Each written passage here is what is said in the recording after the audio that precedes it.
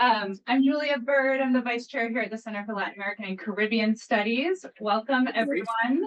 We're so happy to have this, We are appreciative that this event is happening, might be the better word for it, with Angela Marino and Ramón Grosfoguel. Come in, have a seat. There's one here to be in the front row. And on the emergency that's unfolding in the Caribbean and the U.S. on the brink of war with Venezuela. So I'm not going to say anything more. I'm going to hand it over to our speakers. Thank you so much for being here today. Thank you. And thank you so much to Fox, to the Center for Latin American Caribbean Studies. Thank you to Julia for helping to organize it, for Greg for organizing it, and for Natalia Venezuela for bringing this on. It is an emergency meeting that we called. And so we're really grateful for your presence here and answering that call. I also just want to acknowledge that there's a lot of expertise in this room. So I'm looking around and I'm seeing people who may be very up to date on what's happening right now. And so I want to make sure that we leave time at the end so that we can have some discussion together and think about critically about what we can do here on our campus about this issue. Right now, I just want to introduce myself. My name is Angela Marino. I'm an associate professor in the Department of Theater, Dance, and Performance Studies. And my research has focused primarily on Venezuela through my graduate studies. I was living in Venezuela at the time when Hugo Chavez was elected. And my last time there was 2019. And so I find myself trying to keep up with what's going on, like many of you, through what we're seeing online. And this is my colleague, Ramón Grosfoguel. Ramón, would you like to say a few words by way of introduction? Yes, hi, hello to everyone. Thank you for being here. I hope we have a very significant discussion because I think the moment right now is a very delicate moment where the USA is preparing for another war. You know, when I say another war, is cyclical. The whole time they're fabricating wars. If there's no war, they invent a new war, and we're going to be discussing this. Thank you. Thank you. So I thought that the way that we could organize this is to begin with a little bit of framing, a few kind of a situated slide presentation that can just get us grounded on what's actually happening right now. And then, like I said, we'll open it up. As we know, the US has taken an extremely aggressive war stance against Venezuela and the Caribbean.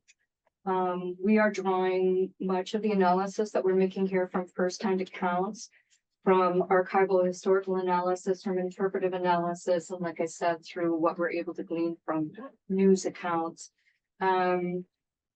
We are seeing right now most seriously this open, illegal military assault, and it is arguably one of the most significant kinds of assaults since the Cuban Missile Crisis, the Bay of Pigs invasion of Cuba. It's arguably even potentially more significant in its political framework. And so I imagine that we will be getting into that in today's discussion. We have a massive artillery buildup off the coast of Venezuela. We have nearly a dozen lethal warships, including the Gerald Ford platform carrier. There are about 15,000 troops that have mobilized in and around Venezuela right now, fighter jets and the nuclear submarines. They're pointing missiles directly at Venezuela. We also know that over 70 people have been killed so far in what are extrajudicial killings, where boats have been literally blown out of the water without trial, without evidence, and people have been assassinated by the U.S. military in the Caribbean with this increasing intensity and impunity. We know that a bill went through Congress to call this a flagrant violation of the Article 1 of the Constitution, to implore that Congress see this as a necessarily congressional decision to make. However, that was voted down by 2 votes, and we know that one of the votes was by Susan Collins, who was the pivot vote. This would have been a bipartisan bill to have slowed down the provocation of war, but that failed in Congress. So it unfortunately sends a green light for the continued illegal invasion. Article 1 was modified by the 1973 War Powers Resolution. So I have some information on that we could get into if we choose in discussion. But we also learned this week that the head of Southcom, Alvin Halsey, Navy Admiral, who is the head of the Southcom division, resigned. And so his last day will be December 12th. And it was about this crisis in the Caribbean right now and his choice to not be complicit. That's what we were told so far. And let's see, we are told that this is a drug war. Our analysis shows that this is a racist pretense that has repeated in many different times and across many different geographies. We have seen it internally in the United States, and we've seen it in Central America, and we've seen it in South America many times repeated. So we're going to talk a little bit about that. And we know that many of the obvious cases of, for example, Juan Orlando Hernandez, who was in fact convicted of drug trafficking, have been entirely scrubbed and pushed aside, while this campaign that's ostensibly about the interdiction of drug trafficking has been rolling into full-blown media in our circuits. So we also know Marco Rubio is leading the efforts, and we can talk more about that. I want to get through some of the slides quickly. So for those of you who are unfamiliar, Venezuela, pictured here, is a country that is about the size of Texas. There are about 25.5 million residents, between 25 and 28. And in 1998, there was an electoral process. And during that process, Hugo Chavez, who was a socialist candidate, came out later to be explicitly socialist. At the time, it was about reform. It was about really uplifting the 80% poverty of the country into a protagonist role with a participatory democracy. And the Bolivarian Revolution then began a process. There were several referendums and reforms. And what we saw in the first decade of that is that poverty actually reduced twofold. We saw the emergence of health clinics and schools and many of the programs that the poor in the country had demanded for many, many years. So we also know Chavez passed in 2013, and he was succeeded by Maduro, who won the election at that time. So I want to give us a little bit of framework of what's happened since then. It has not been an easy road for Venezuela's government to lead in the way that they have wanted to. There's opposition, and that opposition has taken an expression that in many cases has meant to shut down the country with full strikes, to execute a coup against the government in 2004. And in 2016, 17, and actually beginning in 2014, but we saw what were called the Guarimbas. Just do people generally know what the Guarimbas are? I see some head shaking. So this is when a primarily middle class, tending towards the conservative movement, had taken over streets and created protests and attempted to shut down the government. So there were bombings of public resources like buses, food pantries. We saw mass destruction across most of the infrastructure that the new government had put into place. Daycares were bombed as well. And much of this information, by the way, was not reaching most global media networks.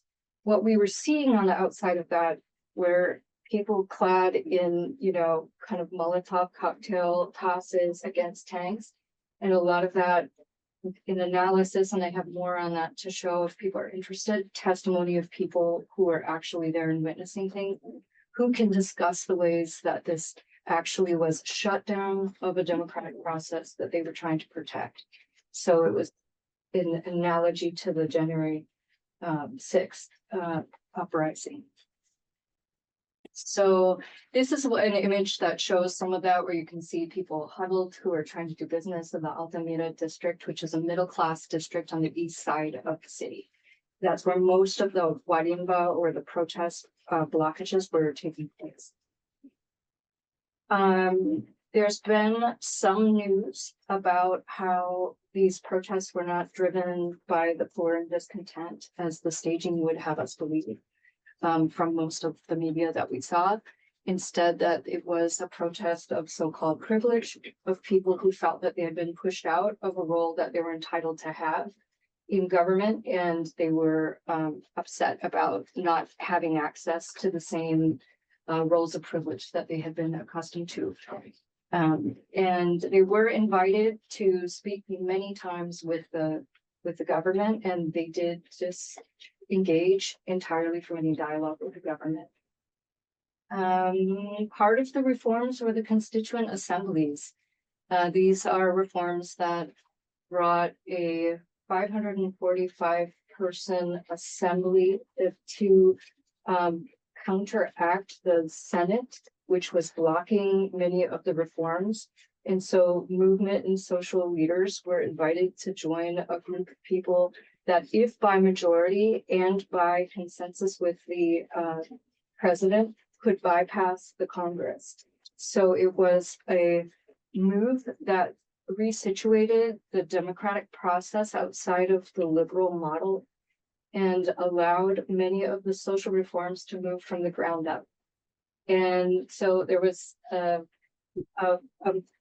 lot of reforms happened that way, and a lot more participation was brought forward through the Constituent Assembly, and people feel very strongly about defending the Asamblea Constituyente on the ground.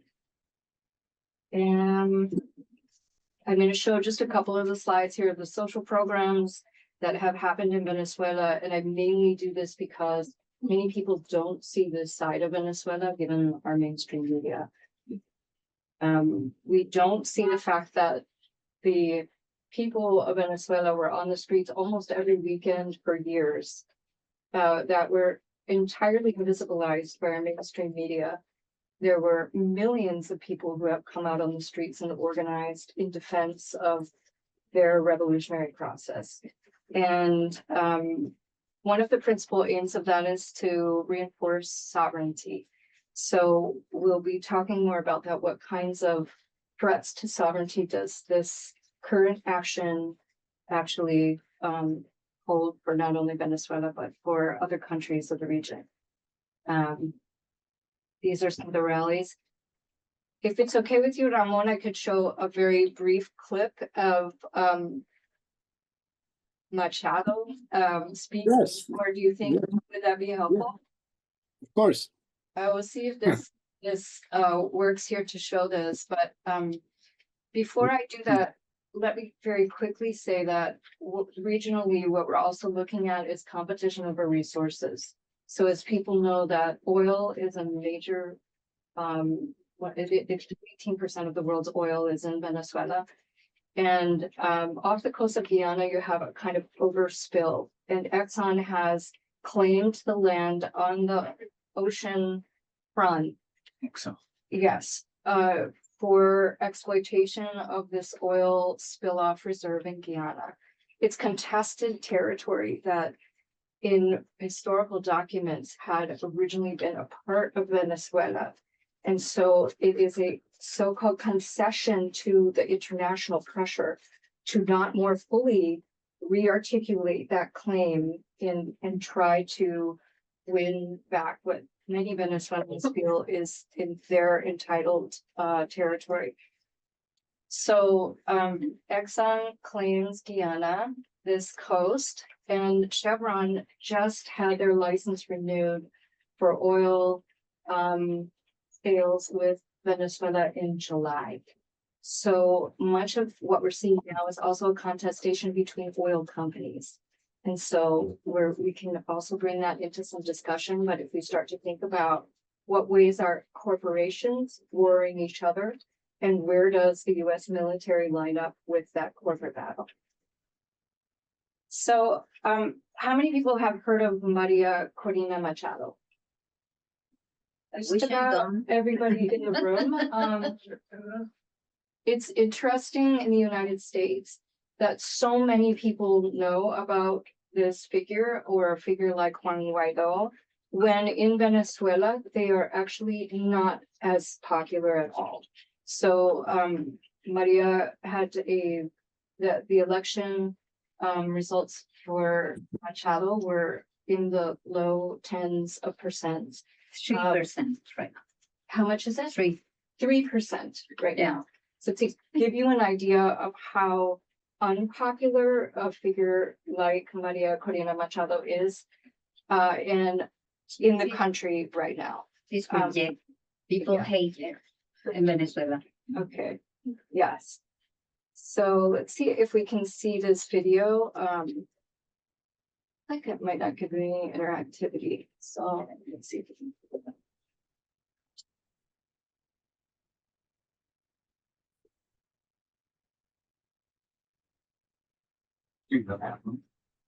No. You can go to YouTube and just Yeah, reiterate. I think I could. Yeah, you might have to stop the screen. Okay, so stop the screen share and go here. So. Are you able to see the screen? No, not yet. No, okay.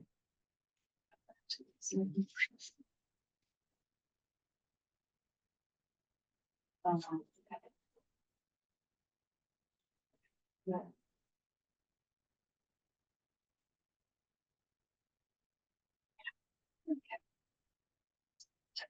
Okay.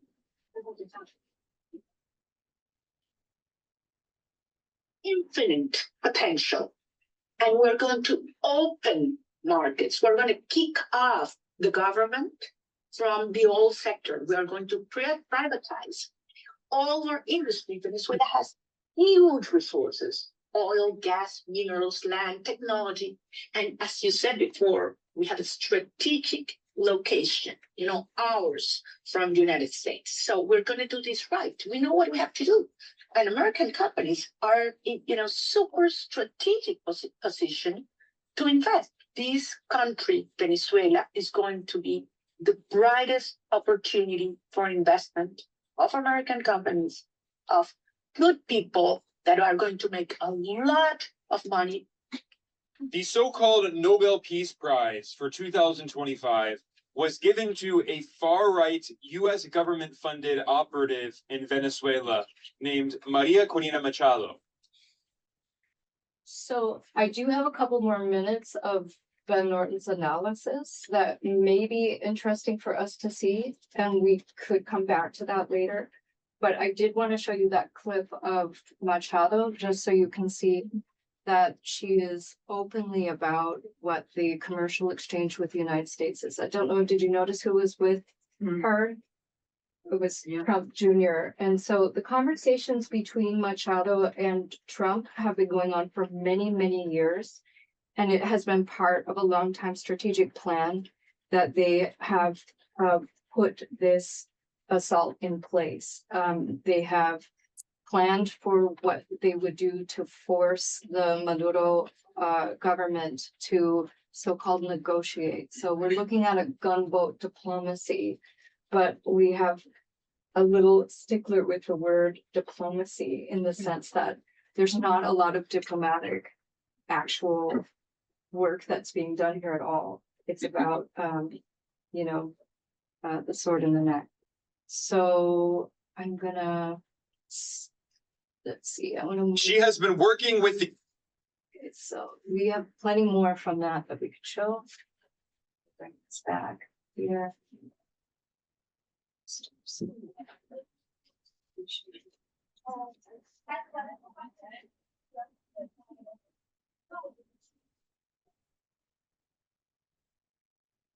Okay, so this gives you a visual of where the boats are. The figures that are at the top are now updated to where we have 5,000 new troops that are coming in on the platform area. But you can see that they're surrounding the Venezuelan coastline. And I want to give you this slide as well. I realize I'm jumping a little bit quickly here through this, but just to give you some more of this background of who is Juan Guaido. Do people remember Juan Guaido? I wish I don't. He is the person who the United States declared would run Venezuela as a parallel government without any vote in the country itself. But what really kind of fully pushed him out of any illusion of his leadership, even for the United States, was the fact that he was found openly consorting with drug narco leaders on the border of Colombia and Venezuela. And these photos were proof of that, and they caused a scandal that he could not answer well to. So that's one instance of this. And I mentioned Juan Orlando Hernandez, but I didn't mention before how much the Rubio relationship has been tied to Juan Orlando Hernandez. The open contracts and support, visits to special facilities and warehouses. And these were the facilities and warehouses that we know now after a full indictment and conviction of the ex-president of Honduras were in fact handed to narco traffickers through bribes and systematic corruption that had been happening in the country for years. And so what we're really looking at in the case of Honduras is a solid connection between Rubio and an actual case where there was this narco president profile, and yet we've heard nothing about it. We also know that many of the photos were scrubbed from Rubio's relationship with But a little bit clarification. Honduras has now a president that is what is the name? It's a woman, Castro. Yeah. And they are no longer identified with this guy. That's correct. Thank you for making that. So that actually helped to bring in the next elections.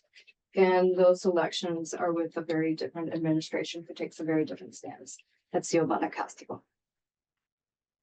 So Ramon, I don't know if you see this slide. I found this of one of your interview quotes, and I thought it was really helpful because it's laying out here about hybrid warfare and the ways in which fake news campaigns, blackouts and coups and invasions have operated within them. And I wondered if you might speak to right now what you're seeing happening in this moment around the hybrid warfare that you've seen happen in and around Venezuela. Yes, Let let me first say that what we're seeing is a replay of the tactics used by USA to prepare an invasion to a country or to attack a country. That's what we're seeing right now. Before any invasion, USA comes up with a lot of fake news, okay, about the country, so that the public opinion in the USA line up with the empire, and Usually what they do is that they don't tell you the truth about the real purposes of the invasion. What they do is they try to get support from the American public by lying, by disseminating fake news. You remember Iraq, the invasion of Iraq? You remember the fake news that they deployed to scare everybody and justify the invasion of Iraq? It was that Saddam Hussein supposedly had weapons of mass destruction. USA went there, destroyed the country, stole the oil away from Iraq. They're still exploiting the oil of Iraq, and there was no weapons of mass destruction. Millions of people were killed. More millions were displaced from their homes.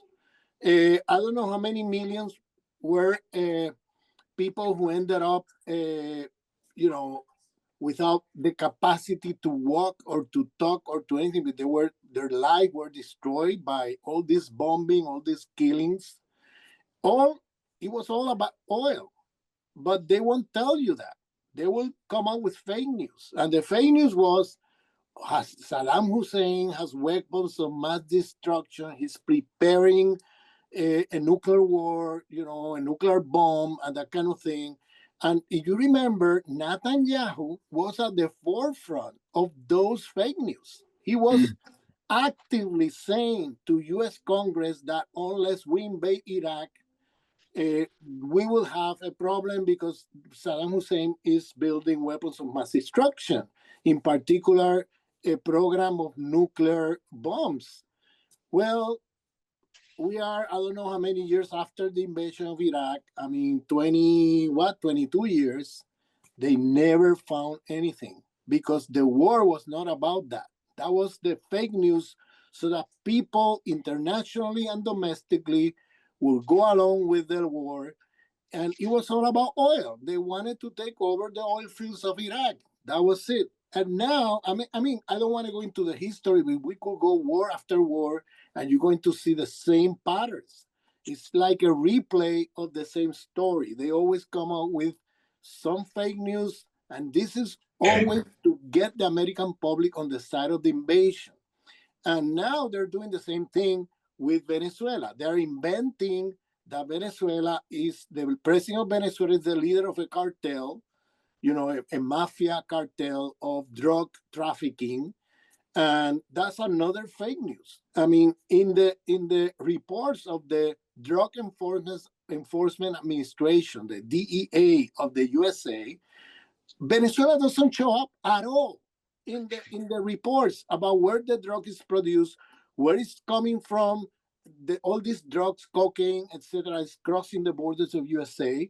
And in the reports, 2024, 2025, all these reports, you could Google them, and Venezuela is not mentioned. Venezuela is not a threat in the same reports of the Drug Enforcement Administration of the federal government of the USA. It's not there at all. They clarified in those reports that the main the production of the drugs is in Colombia, Ecuador, and Peru. Venezuela is not mentioned. And 95% of the drug trafficking is coming through the Pacific Ocean.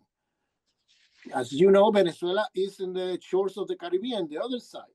So Venezuela has nothing to do with all these, all these operations from cartels, and like 90% of the drugs are coming out of the ports of Ecuador, because Ecuador has a real drug trafficking president who stole the elections recently, is supported by the USA, and the guy is exporting drugs to USA and to European Union in the same containers of his own private company.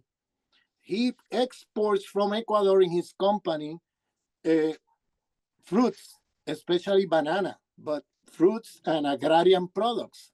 Inside those containers, USA, in the ports of the USA and in the ports of the European Union, they have found cocaine and drugs from the company of the president of Ecuador. However, you never hear Trump or anybody talking about doing something with this. They don't mention anything because Noboa is working for the empire. Noboa just stole the elections in Ecuador. Everybody knows this, but it's not even mentioned in the discussion about drug trafficking. Everybody, the DEA reports is acknowledging that most of the drug is coming from the ports of Ecuador. And now what you have now is that they are trying to say that it's Venezuela, the country that is bringing drugs to USA. It's a total distortion, even from US federal government reports of DEA. Now, in over Venezuela, you get only 5% of the 100% export of drugs, and it's coming from Colombia, trying to cross Venezuela, okay, to get into the shore and try to go through the Atlantic. It's only 5% of the total drug trafficking coming to the USA, okay? It's all coming through the Pacific. So Venezuela has this year, just to give you an example, the 5% of the total export of drugs to USA is around 100 tons of drugs, especially cocaine, okay? Now, Venezuela has confiscated so far, and these are statistics including until October, from January to October, is not including November and December. Venezuela has confiscated and destroyed 63 tons of drugs this year. So out of 100 tons of drugs that pass every year through the shores of Venezuela, through the land of Venezuela, towards the ocean, they have already captured 63% of the total drug trafficking coming from Colombia. This everybody knows. And Venezuela has been actively stopping these drug cartels that try to cross through the country of Venezuela. They have also shut down more than 400 airplanes of drug cartels that have tried to cross over the airspace of Venezuela. And only this year, they have destroyed more than 400 airplanes of drug cartels crossing through Venezuela air. Now, it's still 2 more months to go. And I'm sure they're going to go over 75%. They'll be able to capture 75% to 80% of the total drugs crossing their land. And so this is outrageous what these accusations are making, similar to the accusations they make to Iraq and Saddam Hussein, that he was constructing weapons of mass destruction. Now what they're saying is that Maduro is the leader of a cartel, a false cartel that doesn't exist, called Los Soles, the sun, and the sons, the Los Soles. That's the name the Trump administration uses to say that Maduro is the leader of this cartel, and we need to stop because we need to invade this. We need to topple this government because they are involved in drug trafficking, and he called it narco-terrorist. He's using this term, narco-terrorism. This is very important because the moment you put the word there, terrorism, USA is according to the laws created after 9/11, early this century, USA feels itself authorized to invade a country without being attacked by that country. So they don't have to consult, the president don't have to consult anybody to go into a war against a narco-terrorist government. You see the point? What are they looking for? Guess what? Venezuela has the largest oil reserve in the world. Okay? Is that like, oh my God, this is what an accident that they have. This is a country with the most reserve of gold, of oil in the world. It's the country with the largest reserve of gold. GOLD, gold. It's the country with a lot of with one of the 4 countries in the world with reserve of water. It's a country with reserve of minerals, such as coltan and others. It has rare earth. You know, rare earth is a mineral used for artificial intelligence. You have coltan. Coltan is used for military industries.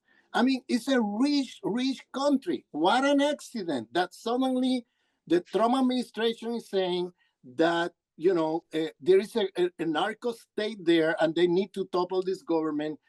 For what? For what Maria Cortina had been, Maria Corina had been saying in the videos you just passed. It's very obvious. She's saying, I'm going to give up all the resources, including the oil fields, to American companies. So I am here to topple this government, to become the president. And once I achieve that, I'm going to give the US empire all the resources, which is really what they're looking for. So we shouldn't be like naive about propaganda and lies that if you know the history of USA, you know that they always come up with these lies, these fake news to get the American public confused. And so American public gets scared and then they back up whatever operation US government is trying to do to take over resources from foreign countries. I mean, let's not be naive about this. This is like a replay over and over again. They come up with the same stories, and they always come up with fake news to then take over the resources they wanted to take over. What an accident that Iraq has one of the largest reserves of oil in the world, and then they use the fake news that that Saddam Hussein is building weapons of mass destruction, which still today they haven't found any evidence of that. And now they're saying the same thing with the largest or richest, the richest country with oil in the world, Venezuela. Now they're saying again fake news about Maduro. You know, this is outrageous what is happening. And so I just wanted to put this forward because if we want to understand what's going on and we want to mobilize against this kind of operations, we need to know what are they trying to do and what are the procedures or the you know the way they fabricate wars, they manufacture wars in the US. We cannot be naive about this. And in terms of the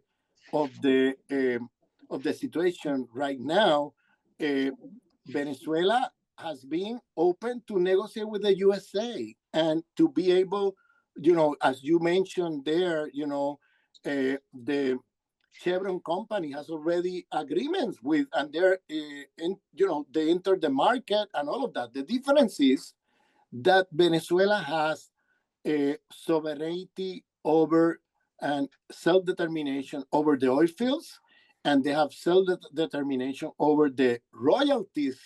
So before the Chavez government, before the Bolivarian government, the companies of USA were taking over all the wealth from Venezuela from the oil fields. They didn't share anything with Venezuela. Now, since the Chavez coming to power and the revolution, you know, the Bolivarian revolution, now all these companies has to pay royalties to the Venezuelan government. And what is Venezuela doing with these royalties? Reducing the poverty in the country, building housing. It has the largest public housing program in the world. It has around more than 5 million houses built and distributed freely, you know, with free,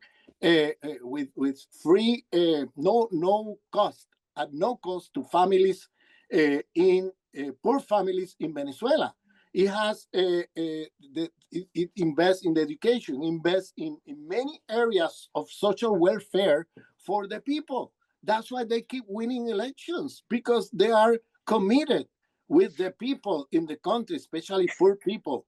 And so this is what they don't tell you, that what Venezuela is doing is sharing some of the profits of the oil, that instead of going 95%, 100% to transnational American companies, they keep a good portion of the profits in the government to then redistribute this in social welfare for the people. And the US empire doesn't like this. US empires wants all the profits possible, taken away from third world countries and not redistributing this for the welfare of the people of the country. That's why they declare Venezuela an enemy, because Venezuela just decided that part of the oil wealth has to be shared with the Venezuelan government so that they can finance the social welfare programs in the country. And that's what the USA doesn't like. Every time there is a country who does this, they become enemies of USA, because USA wants everything. They want all the profit. They want to take over the oil fields. When I say USA, it's not only US empire, it's transnational oil corporations from the USA and from European countries that wants to plunder. They want to plunder countries. That's what they're doing now in Iraq. That's what they're doing in Libya. All these countries they invade are reaching oil and they're taking over and now stealing everything from there. They're doing that in Syria. They occupied Syria and they're stealing the oil from the Syrian people. They're doing the same. They're trying to do the same thing with Venezuela. We need to understand this context so that we understand what is the whole thing about, okay? And in terms of the geopolitics, we need to understand that U.S. empire have lost the commercial competition and the commercial war in Africa and Asia. So the only rich continent that the U.S. has to keep its status as an empire, is Latin America. U.S. lost the commercial warfare with China in Africa. With China, they lost the commercial warfare in Asia. In Latin America, the number one partner, economic partner of Latin America as a whole is China. So U.S. is losing ground, from its imperial status. China is a rising alternative economy that is displacing U.S. empire all over, because U.S. empire in the last 30 years has thrown away trillions of dollars into unuseful wars, okay? Wars that are going nowhere, while other countries were using the resources to improve the technology. That's what China has been doing, Russia and other rising economies. They are now outcompeting USA in the markets because US has fallen behind, because all the money, instead of investing the money in improving technology or improving the situation of poor people in the USA, what they're doing is giving all this wealth, transferring it to 7 military industrial complex companies. There are 7 companies in the USA, I'm talking about military companies, that are getting all the profits of all these wars. It's called corporate welfare. USA is a corporate welfare state. It's transferring wealth and resources to 7 companies so that they become super rich out of what? Out of warfare. So if there is no war, they invent a war. They manufacture a war, because these companies is the most important lobby in Washington for the last 50 years. So the only way they can make profits is through war. They're being financed and subsidized by the U.S. government, by taxpayers' money. And so what they do is that they fabricate wars, and all the resources, all the weapons, all the bombs, all the tanks, all the airplanes, etc., they go to 7 companies in the USA that are making all these profits, taking away taxpayers' money, okay, and taking away resources for the people's welfare. Now in the USA, they're cutting all the poor people welfare and transferring all these resources to corporate welfare of military industrial complex of the US. We need to understand these mechanisms. Yes. We have about 10 minutes left, and I don't know if you can see us in the room, but it's a full room, and there are some really smart people in this room and dedicated people to this issue. So let's open up for some questions, and if we can be brief. The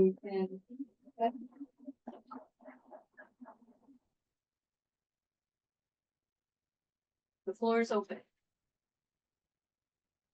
Yeah, Yes. quickly, I don't have a question. I'm Venezuelan. I wanted to say that Maria Corina compró by the peace, the Nobel Prize, because she have families that work in Noruega and with the people that select again, select the winners, and also Marco Rubio is supporting her a lot. Maria Corina is not nothing close to love. Even the L of love, no one loved her. Is the same with Juan Guaido that couldn't have a condominium meeting because everybody rejects him. Those are figures. You know, Juan Guaido, he was chosen by Marco Rubio again when he was in the Commission of Foreign Affairs to be the imposed president in Venezuela. And they wanted to repeat the guion, that the script that this didn't work with Maria Corina.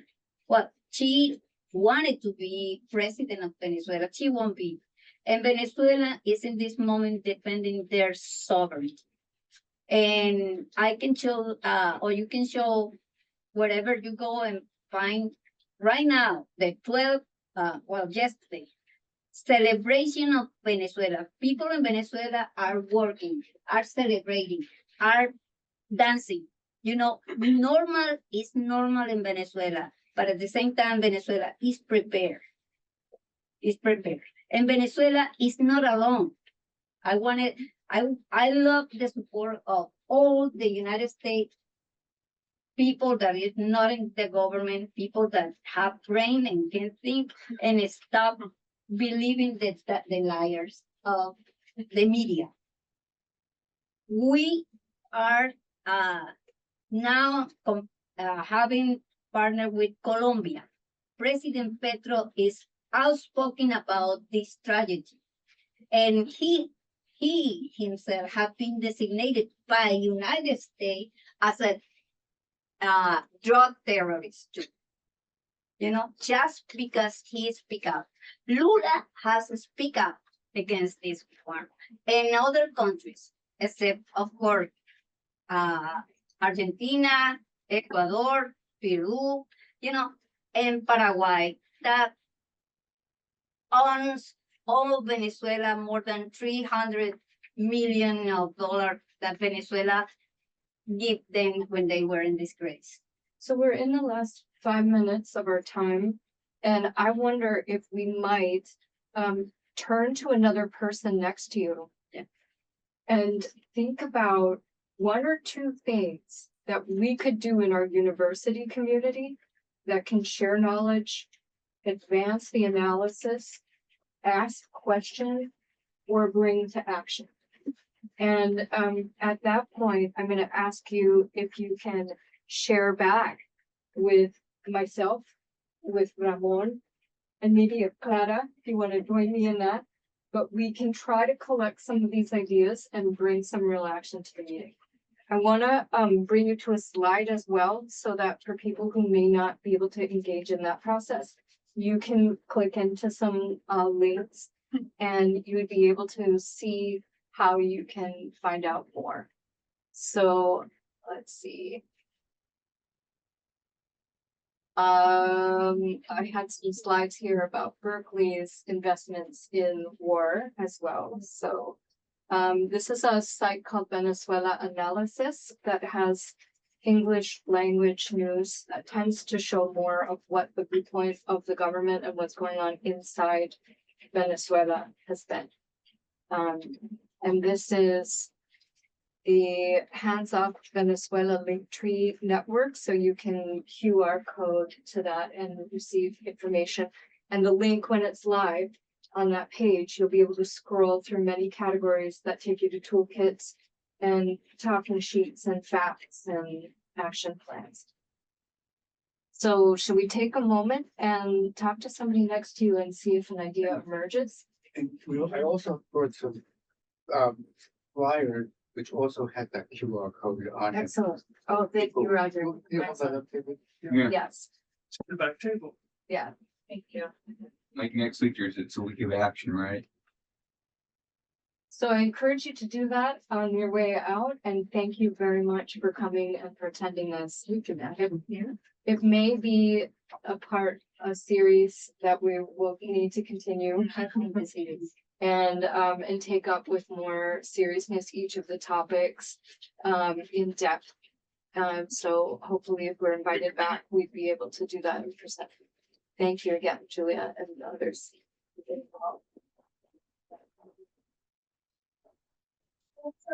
Thank you, Ramon. Thank you, Ramon. Thank you, Ramon. Thank you, Ramon. Thank you, Ramon. Can you see us? No, I cannot see anybody Oh, here. no, it's on your computer. It's on your computer. I don't think you can see the computer. Thanks a lot for There's a lot of us. organizing this. We need a Yeah. lot of solidarity. We need to organize the solidarity with the Venezuelan people and not allow another mass murdering of human beings like they've been doing for so many years. I would like to see peace. Yay. Yeah, Hey, how are you? Ramon. yeah. It's so Keep up the good great to work. see you. Thank you. Saludos. Ciao, ciao. Ciao. You can see we're in the belly of the beast. Okay, thank you. Take care. Bye. Could you say something about the week of action? Yeah. For those of you who are interested in taking action, next week is a full week of action. So there'll be action locally and across the country. And there's Roger brought a sheet and that has that information on it. Just grab these on the way out. But do Yeah. find someone, think of something and keep this going in your youth and